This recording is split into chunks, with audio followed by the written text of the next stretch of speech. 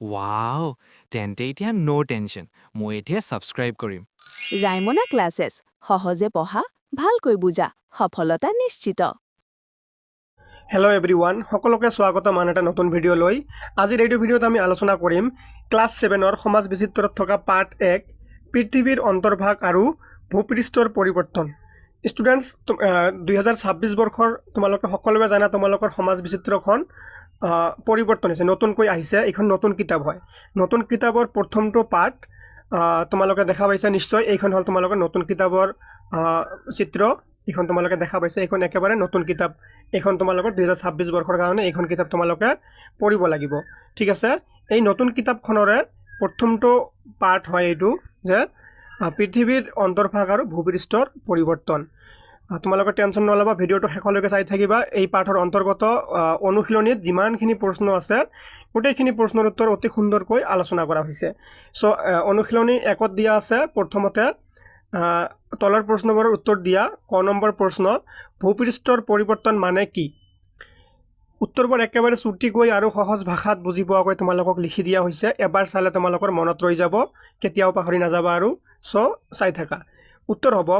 ভূপৃষ্ঠৰ গঠন আকৃতি আৰু বৈশিষ্ট্যৰ পৰিৱৰ্তন হোৱাকে ভূপৃষ্ঠৰ পৰিৱৰ্তন বোলে এই পৰিৱৰ্তনবোৰ লাহে লাহে অথবা কেতিয়াবা হঠাতে হ'ব পাৰে ঠিক আছে এতিয়া খ নম্বৰ প্ৰশ্নত কি কৈছে ভূপৃষ্ঠৰ পৰিৱৰ্তনৰ কাৰক কেইটা কি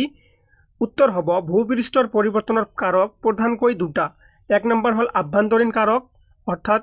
আৰু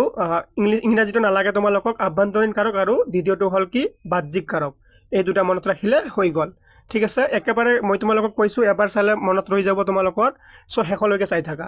গ নম্বৰ প্ৰশ্নত কি কৈছে পৃথিৱীৰ কেন্দ্ৰভাগৰ উত্তাপ কিমান ইয়াৰ উত্তৰ হ'ব পৃথিৱীৰ কেন্দ্ৰভাগৰ উত্তাপ 6000 ডিগ্ৰী সেলসিয়াছতকৈও বেছি মনত ৰাখিবা ভেৰি ইম্পৰ্টেন্ট কোশ্চেন ঘ নম্বৰ কোশ্চেন দিয়া আছে সীমা শব্দটো কৰ পৰা আহিছে তোমালোকে এই সীমা শব্দটো ইংৰাজীটো মনত ৰাখিবা এছামিজ লগতে